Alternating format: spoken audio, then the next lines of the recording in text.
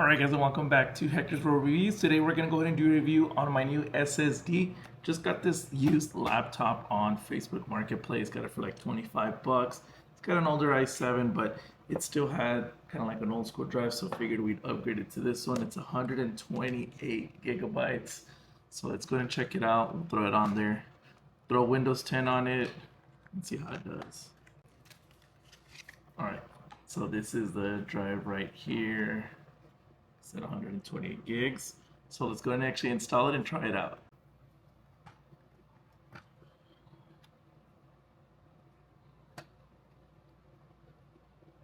Alright, we'll take our SSD, plug it right on in.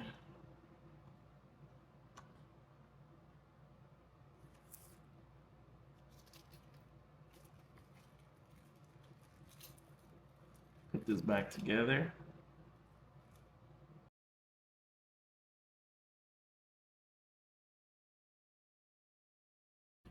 Alright, so we got the drive installed. We're going to make sure that it boots to it. I already have my Windows 10 USB created. I can leave the link down below if you never installed it. I can leave the creation tool down below. It's free. So if we hit F9, it should boot right to it. There we go.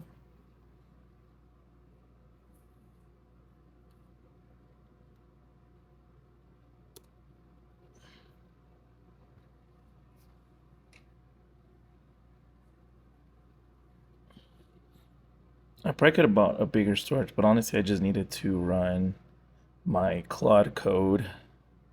Probably a desktop would have been better for it, but this will work just fine. Can't be $25. It's an i7 GeForce graphics card. Like I said, all older, but there we go. Install.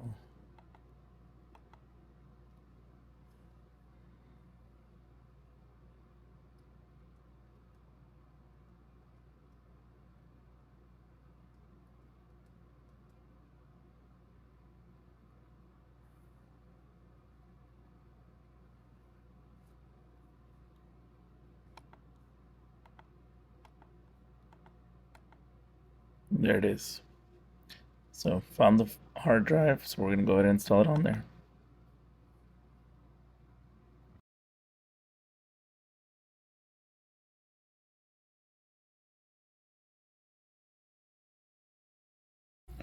Alright, so we're gonna go ahead and just push this through so we can just do a couple tests on the hard drive just to see how it does.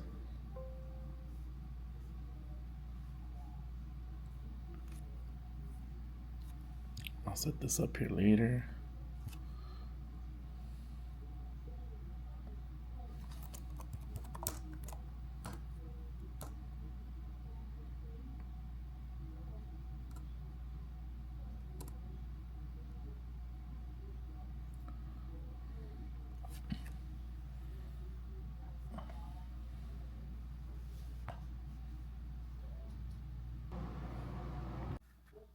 All right, before we actually run a disk test on it, let's just shut it down and check the boot up.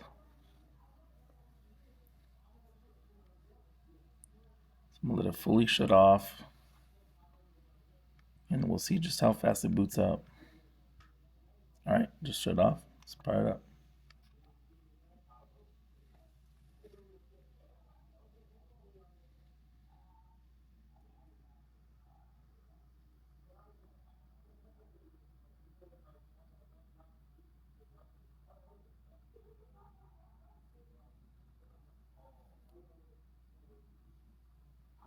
That's not too bad at all. This is the CrystalDiskInfo. All right, so as you can see, it recognizes the SSD and it's showing a health status of 100%, which is what you would expect from a new drive. The temperature was sitting at 40 degrees Celsius. So it wasn't running unusually hot. At this time of the test, it only had one power on hour and had been turned on 5 times. It had read about 19 gigabytes and read about 48 gigabytes, more likely when installing the Windows and the updates drivers. All right, now we're going to run the test.